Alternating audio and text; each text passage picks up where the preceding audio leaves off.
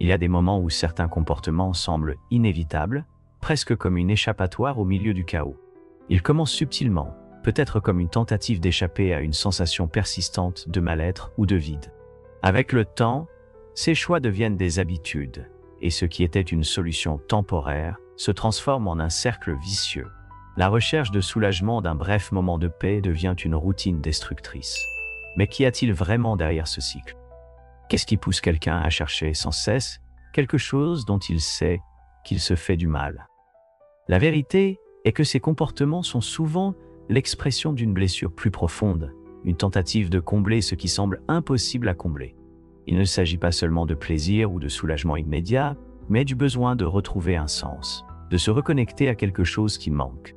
Et même si en surface, cela montre de la destruction, ce qui est en jeu est une quête cachée de sens, une tentative de guérir une douleur invisible qui échappe au contrôle conscient.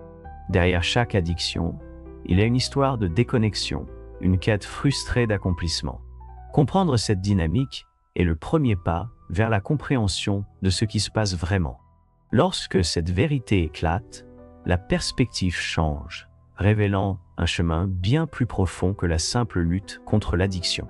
Vous êtes-vous déjà demandé pourquoi certaines personnes semblent s'enfoncer dans les addictions sans retour possible, alors que d'autres semblent échapper mystérieusement à ces tentations?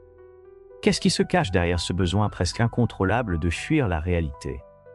Est-ce simplement une question de manque de volonté, ou y a-t-il quelque chose de plus profond, quelque chose que la plupart d'entre nous ne voyons pas? Carl Jung, l'un des plus grands penseurs de la psychologie analytique, proposait un point de vue intrigant et souvent négligé. Pour lui, l'addiction n'était pas simplement un défaut de caractère ou une faiblesse. Pour Jung, l'addiction était une quête désespérée de sens, une tentative presque tragique de remplir un vide existentiel qui tourmente silencieusement des millions de personnes. Imaginons un instant que l'addiction soit une fenêtre ouverte sur quelque chose de plus grand, une quête frustrée de transcendance. L'idée peut sembler étrange à première vue, mais et si ceux qui se perdent dans des comportements destructeurs cherchaient en réalité un chemin vers quelque chose de divin? Quelque chose qui donnerait un sens au chaos de la vie quotidienne. Jung croyait qu'au fond, ces personnes ne fuyaient pas seulement la douleur ou la réalité, mais tentaient de se connecter à quelque chose de plus profond dans l'univers, quelque chose qui transcendait le banal. La question est, combien d'entre nous se rendent compte de cela? Combien ont déjà pensé que l'addiction pourrait être une façon de faire face à l'absence d'un but plus grand? Cette vision change tout. Pensez à combien de fois vous ou quelqu'un que vous connaissez avez cherché des réponses dans des endroits erronés, que ce soit à travers des substances, des comportements autodestructeurs, ou même des addictions plus subtiles comme le surmenage ou le besoin constant d'approbation. Le véritable problème n'est-il pas l'addiction elle-même, mais ce qu'elle tente de dissimuler? C'est ici que la psychologie de Carl Jung devient fascinante.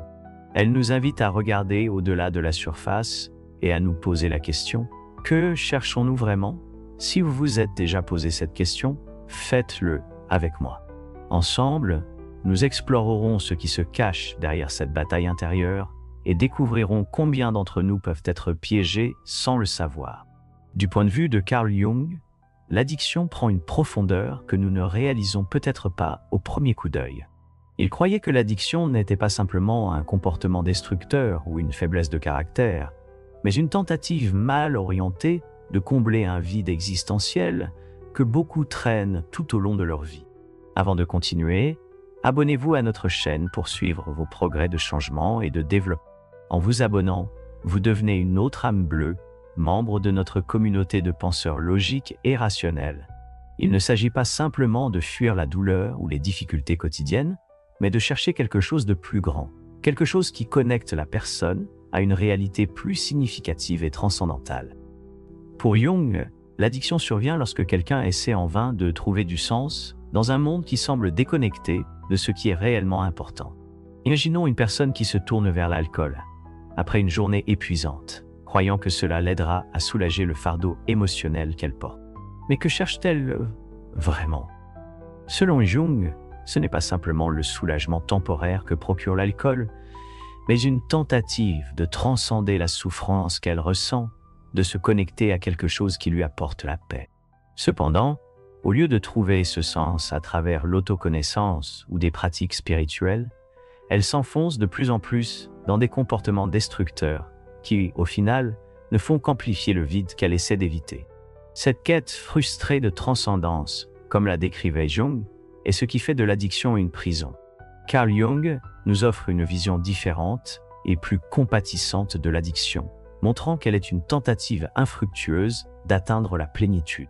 L'addiction n'est pas seulement une fuite, mais une recherche. Ce que beaucoup d'entre nous ne réalisent pas, c'est que l'addiction peut se manifester sous des formes subtiles. Ce ne sont pas seulement les addictions les plus visibles, comme l'alcool et les drogues, qui montrent cette recherche de transcendance. Combien de personnes se perdent aujourd'hui dans l'addiction au travail, au consumérisme, aux réseaux sociaux, ou même à la poursuite effrénée du succès? Tous ces comportements reflètent le même désir d'échapper à la réalité immédiate et de se connecter à quelque chose de plus grand, quelque chose qui, d'une manière ou d'une autre, leur permettrait de se sentir complet et en paix. Jung le décrivait comme une quête de plénitude, une tentative d'intégrer toutes les parties de soi-même dans une unité supérieure. Dans ce processus, beaucoup tombent dans le piège de l'addiction, car ils cherchent à l'extérieur quelque chose qu'ils ne peuvent trouver qu'à l'intérieur. En essayant de remplir un vide spirituel par des addictions extérieures, ils s'éloignent encore plus de ce qu'ils sont réellement. C'est là que la philosophie et le développement personnel entrent en jeu, comme des outils essentiels. Le stoïcisme, par exemple, enseigne que nous n'avons pas besoin de chercher à l'extérieur ce qui existe déjà en nous. Sénèque, Marc Aurèle et d'autres penseurs anciens parlaient de l'importance d'affronter la souffrance et de rechercher la simplicité comme voie vers la vraie paix intérieure. Lorsque nous acceptons qui nous sommes et que nous cessons de fuir nos peurs, l'addiction perd son pouvoir. Cette quête frustrée de transcendance est une question universelle. Tous, à un moment donné, avons essayé de trouver un sens à l'extérieur de nous-mêmes. Mais, et si l'énergie que nous mettons dans l'addiction était redirigée vers des pratiques qui nous apportent réellement de l'autodécouverte et de la connexion? Jung croyait qu'en nous tournant vers notre intérieur, nous pouvons intégrer nos ombres et comprendre nos motivations inconscientes. La méditation, la philosophie, les pratiques spirituelles, tous ces chemins peuvent nous aider à transcender la souffrance de manière saine, sans recourir à des comportements qui, en fin de compte, nous éloignent encore plus de ce que nous sommes vraiment. Qu'avez-vous cherché dans vos habitudes quotidiennes? Essayez-vous de combler un vide qui ne peut se résoudre qu'en vous reconnectant avec votre essence, l'ombre et l'addiction? Jung a révélé un concept fascinant et à la fois troublant. L'ombre est cette partie de nous que nous préférons garder cachée, faite de toutes les émotions, désirs et impulsions que nous considérons inacceptables.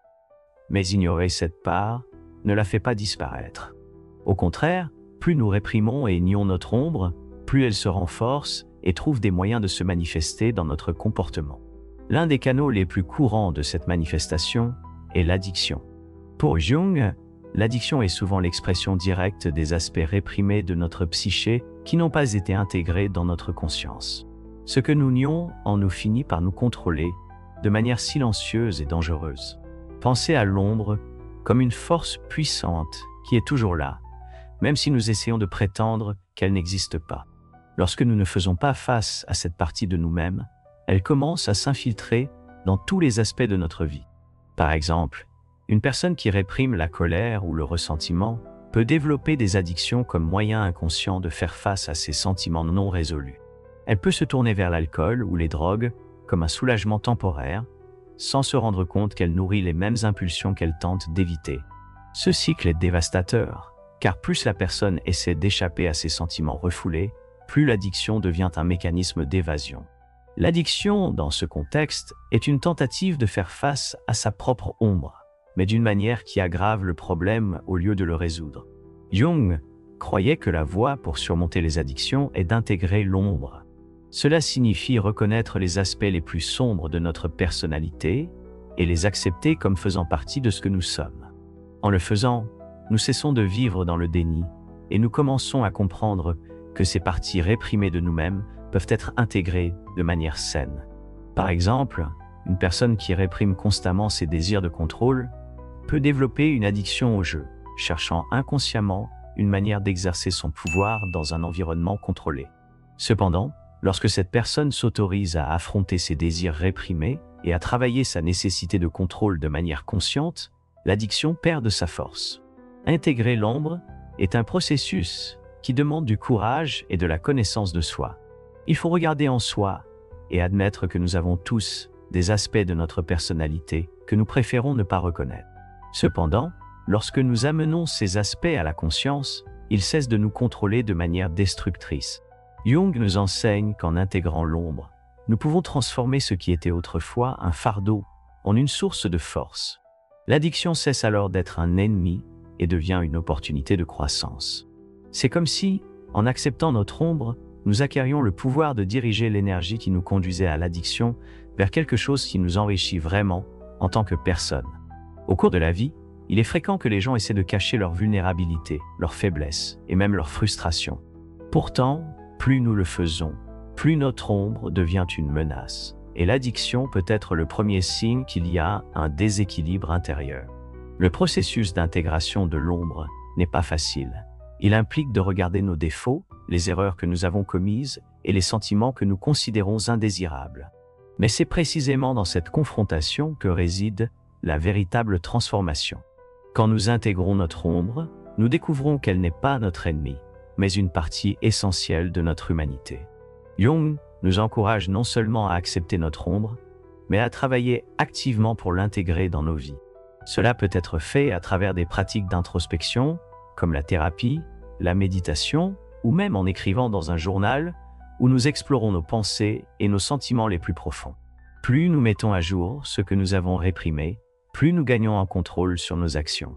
Avec le temps, l'addiction peut perdre son emprise sur nous. Après tout, ce qui nous libère vraiment, c'est de reconnaître qui nous sommes, avec toutes nos ombres et nos lumières. Pour Carl Jung, le vide spirituel est au cœur de nombreuses addictions et comportements compulsifs que nous observons aujourd'hui. Il croyait que ce vide surgit lorsque nous perdons notre connexion avec notre moi, le noyau de notre psyché qui unit le conscient et l'inconscient, représentant la totalité de notre être. Lorsque nous nous déconnectons de cette partie essentielle de nous-mêmes, nous ressentons un profond vide, la sensation qu'il manque quelque chose de crucial dans nos vies. Cette déconnexion crée un vide que beaucoup tentent de combler par des compulsions, qu'il s'agisse de substances chimiques comme l'alcool et les drogues, ou de comportements comme la consommation excessive de technologies, les achats, ou même les relations destructrices. Cependant, ces tentatives de combler le vide sont comme des solutions temporaires qui ne font que masquer les symptômes pendant un certain temps, tandis que le vide intérieur continue de croître. Cette situation est amplifiée dans le monde moderne. Nous vivons dans une société qui nous pousse constamment vers le matérialisme, le succès extérieur et une productivité incessante. Nous sommes bombardés de messages qui nous disent que la valeur réside dans le fait de posséder plus, d'être plus productif et d'atteindre un statut. Pourtant, cet accent excessif mis sur les choses extérieures nous déconnecte souvent de ce qui compte vraiment, notre essence intérieure, notre moi. En conséquence, beaucoup de personnes se sentent aliénées d'elles-mêmes et se tournent vers des comportements compulsifs pour tenter de combler ce vide. Elles recherchent une satisfaction immédiate dans des addictions comme les réseaux sociaux, les achats, l'alcool et les drogues. Mais, ironiquement, plus elles essaient de combler le vide de cette manière, plus ils se creusent. Jung nous offre une puissante perspective pour comprendre cette dynamique. Il croyait que le vide spirituel ne pouvait être comblé qu'en renouant avec le moi, la totalité de ce que nous sommes. Cela signifie intégrer le conscient et l'inconscient, accepter toutes les parties de nous-mêmes, y compris celles que nous préférons ignorer. Sans cette intégration, nous continuons à nous sentir incomplets, cherchant toujours quelque chose qui semble hors de notre portée. Pour combler le vide spirituel, nous devons nous tourner vers notre intérieur, vers notre essence, et non vers le monde extérieur, l'argent, le statut, la reconnaissance. Tout cela peut apporter un soulagement momentané, mais cela ne résoudra jamais le problème fondamental de notre déconnexion intérieure. Le véritable soulagement vient de la reconnexion avec ce que nous sommes vraiment, plutôt que de chercher à l'extérieur. Jung nous encourage à explorer des chemins de découverte de soi. Le processus d'individuation, le chemin vers la plénitude, est fondamental pour surmonter la compulsion et le vide spirituel. C'est dans ce processus que nous trouvons la véritable paix, car il nous permet d'accepter qui nous sommes sans avoir besoin de béquilles externes. En intégrant le conscient et l'inconscient, nous commençons à nous rendre compte que les réponses que nous cherchons si désespérément se trouvent déjà en nous, et non à l'extérieur. De nombreuses personnes trouvent un soulagement dans ce processus grâce à des pratiques comme la méditation, la thérapie et la philosophie. Ces pratiques nous aident à ralentir, à faire taire le bruit extérieur et à redécouvrir notre essence. Le vide spirituel est un problème commun de nos jours, et la recherche de transcendance est souvent erronée. Les gens tentent d'échapper à ce sentiment de déconnexion en cherchant des distractions extérieures. Mais la véritable guérison vient de l'intérieur. Pour Jung, l'autoconnaissance et l'intégration du soi sont les clés pour combler le vide spirituel. À mesure que nous nous reconnectons à notre essence, les compulsions perdent de leur force et nous trouvons une paix que ni le succès extérieur, ni le plaisir momentané ne peuvent procurer. Le véritable voyage est intérieur. Et c'est là seulement que nous pouvons trouver le sens que nous cherchons désespérément. Pour vous aider à comprendre comment les addictions peuvent être silencieuses mais néanmoins fatales, examinons l'histoire de Carlos. Carlos était un homme ordinaire, comme tant d'autres. À première vue, sa vie semblait aller dans la bonne direction. Il avait un emploi stable, des amis avec lesquels il sortait les week-ends et une routine qui semblait normale pour beaucoup. Cependant, il y avait quelque chose qu'il ne s'arrêtait jamais à analyser.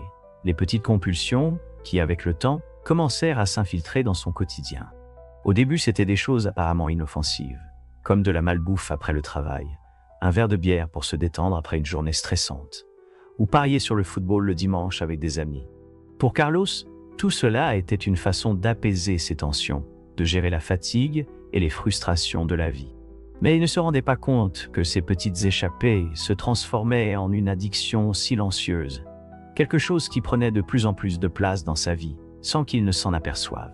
Avec les mois, ses comportements commencèrent à s'intensifier. Ce qui n'était qu'un verre de bière devint une bouteille, le jeu occasionnel devint une habitude presque obsessionnelle, et la malbouffe devint la norme plutôt que l'exception. Carlos se sentait toujours fatigué, déconnecté de son environnement, et même pendant ses moments de loisir, il avait l'impression que quelque chose manquait. Son travail, qui autrefois le motivait, devint une source de stress insupportable. Il se sentait de plus en plus anxieux et irritable, et l'impression que quelque chose n'allait pas ne quittait jamais son esprit. Mais au lieu de faire face au problème, Carlos s'enfonça encore plus dans ses anciennes habitudes. Pour lui, ses addictions étaient le moyen le plus facile d'échapper à ce qu'il n'arrivait pas à définir, un vide qui grandissait en lui. Carlos ne réalisa pas à quel point sa situation s'était détériorée jusqu'à ce que les conséquences commencent à se faire sentir dans sa vie. Il perdit le contrôle de ses finances en raison du jeu, sa santé se détériora à cause de son alimentation et de sa consommation excessive d'alcool, et ses relations commencèrent à s'effriter. Ses amis le voyaient de moins en moins souvent, et même sa famille commença à prendre ses distances. Il était piégé dans un cercle vicieux dont il semblait impossible de sortir. Chaque fois qu'il essayait de s'en sortir, il échouait et retournait à son point de départ, se sentant encore plus perdu.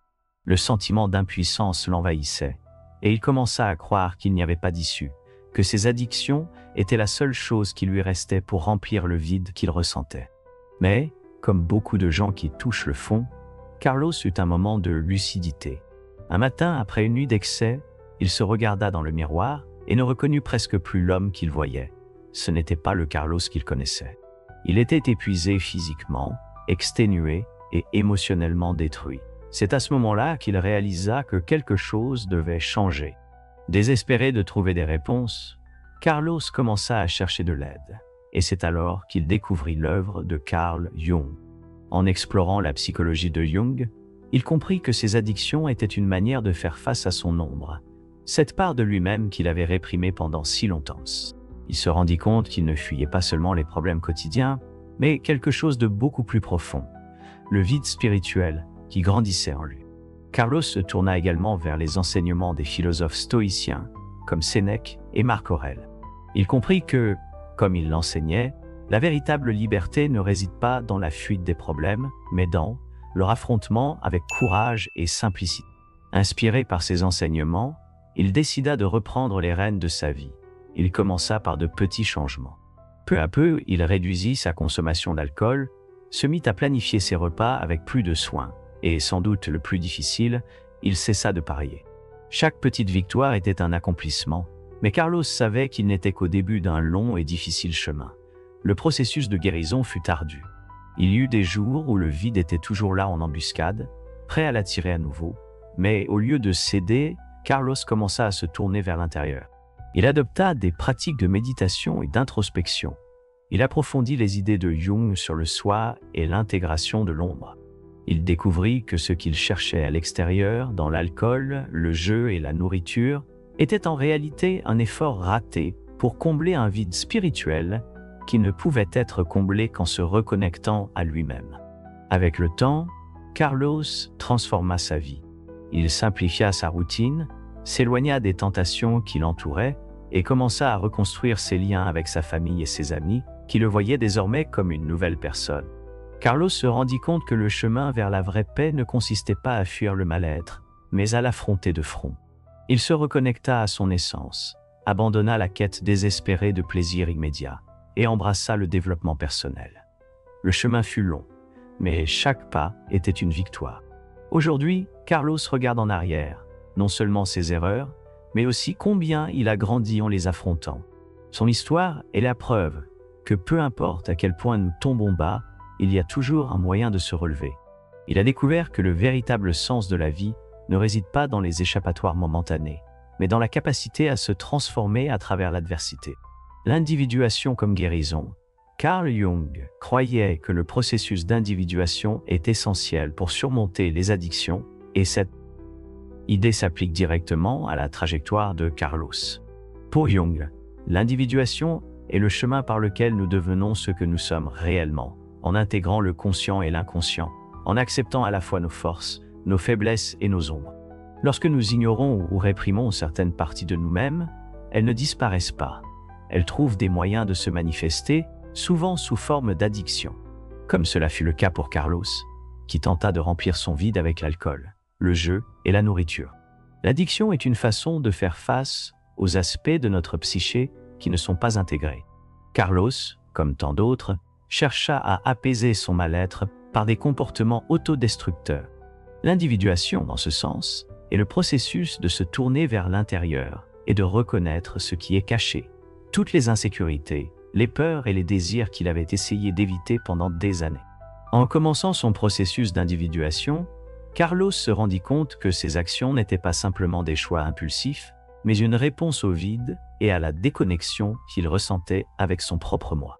L'individuation, c'est précisément cette reconnexion avec le soi, la partie la plus authentique de nous-mêmes, qui attend d'être reconnue.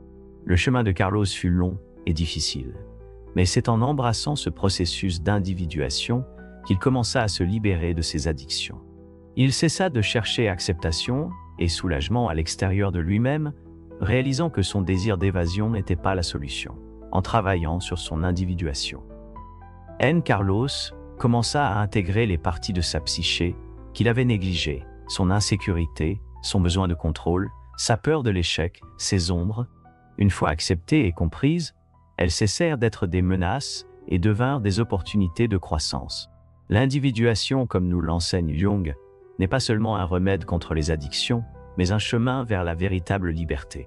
Pendant le processus d'individuation, Carlos commença aussi à remarquer des schémas répétitifs dans sa vie, les mêmes cycles qui le ramenaient sans cesse vers l'addiction. Chaque fois qu'il se sentait insécurisé ou rejeté, il avait recours à des comportements destructeurs pour soulager la douleur. En identifiant ces schémas, il fut capable de briser le cycle et de rediriger son énergie vers l'introspection. Il se rendit compte qu'au lieu de chercher des solutions temporaires à l'extérieur, il devait affronter ses émotions de front, reconnaître l'origine de ses insécurités et travailler activement à les guérir. L'individuation lui apporta un sens de la responsabilité pour ses actions et, surtout, la clarté que le contrôle de sa vie avait toujours été entre ses mains. L'individuation implique également d'accepter nos défauts, et cela fut crucial pour Carlos. Tout au long de sa vie, il avait développé une image de perfection qu'il maintenait pour plaire aux autres, mais cela ne faisait que l'éloigner de qui il était vraiment. En abandonnant cette façade et en acceptant ses défauts, il se libéra de la pression constante de devoir répondre aux attentes extérieures. Ce processus fut opérateur, car il lui permit de voir ses imperfections non comme des faiblesses, mais comme des parties nécessaires à sa croissance. En intégrant ces parties de lui-même, il découvrit qu'il était possible de vivre en paix avec ses imperfections, sans avoir besoin de les cacher ou de fuir à travers l'addiction. Finalement, le processus d'individuation transforma complètement la manière dont Carlos affrontait la vie. En intégrant ses ombres et en acceptant sa véritable nature, il développa une nouvelle perspective sur les défis qu'il rencontrait. Au lieu de les voir comme des fardeaux, il les considéra comme des opportunités de croissance. Surmonter les addictions ne fut qu'une partie de ce grand voyage. L'individuation offrit à Carlos la liberté de vivre avec authenticité, sans la peur de ses échecs ou le besoin constant d'approbation extérieure. Il se rendit compte que la véritable guérison ne résidait pas dans des solutions rapides, mais dans une plongée profonde en lui-même, où toutes les réponses qu'il cherchait existaient déjà. Carl Jung et les symboles dans la guérison. Carl Jung croyait profondément en la puissance des symboles et de la spiritualité pour aider à surmonter les addictions. Pour lui, les symboles ne sont pas de simples images ou figures abstraites, mais des forces vivantes de l'inconscient, des aspects profonds de notre psyché qui peuvent nous guider vers une compréhension plus élevée de nous-mêmes. L'addiction est souvent une tentative erronée de combler un vide spirituel, et Jung voyait les symboles spirituels comme un pont entre les mondes conscients et inconscients. Ces symboles ne révèlent pas seulement des désirs et des peurs cachés, mais offrent aussi des indices sur le chemin de la guérison. Lorsque nous sommes capables de comprendre ce que ces symboles représentent, nous pouvons les utiliser comme des outils pour notre propre transformation. Les symboles spirituels, comme la croix, le mandala, ou même la lumière, renferment des significations qui nous aident à faire face aux aspects les plus sombres de notre psyché. Grâce à eux, nous accédons à des vérités qui vont au-delà des mots, en nous connectant à des forces archétypiques présentes chez tous les êtres humains. Jung croyait que l'inconscient nous parlait à travers ces symboles, et qu'en les reconnaissant et en les intégrant, nous pouvions accéder à un niveau de guérison plus profond. Dans ce sens, l'addiction n'est pas seulement un comportement destructeur, mais un effort maladroit pour atteindre la plénitude et la spiritualité. Lorsque nous recourons à ces symboles, nous trouvons une nouvelle façon de canaliser cette quête de quelque chose de plus grand. Un des symboles les plus puissants utilisés par Jung était l'image de l'arbre. L'arbre représente la croissance, l'enracinement et la transformation. Pour Jung, tout comme un arbre a besoin de racines profondes pour s'élever vers le ciel, nous devons aussi affronter nos ombres, nos enfers intérieurs, pour grandir spirituellement. Il disait: aucun arbre ne peut atteindre le ciel sans que ses racines ne touchent l'enfer. Cela signifie que, pour surmonter les addictions et les compulsions, nous devons d'abord affronter les parties les plus sombres de notre psyché et les intégrer. La spiritualité dans ce contexte n'est pas une voie d'évasion, mais un chemin de dépassement de soi, où les symboles servent de guide, montrant le chemin vers la guérison et une connexion véritable avec le divin. Dans le voyage de Carlos, les symboles jouèrent un rôle fondamental. Lorsque Carlos atteignit le fond, il commença à trouver un sens à sa vie à travers la spiritualité. Il se tourna vers des symboles et des archétypes qui l'aidèrent à comprendre sa propre trajectoire.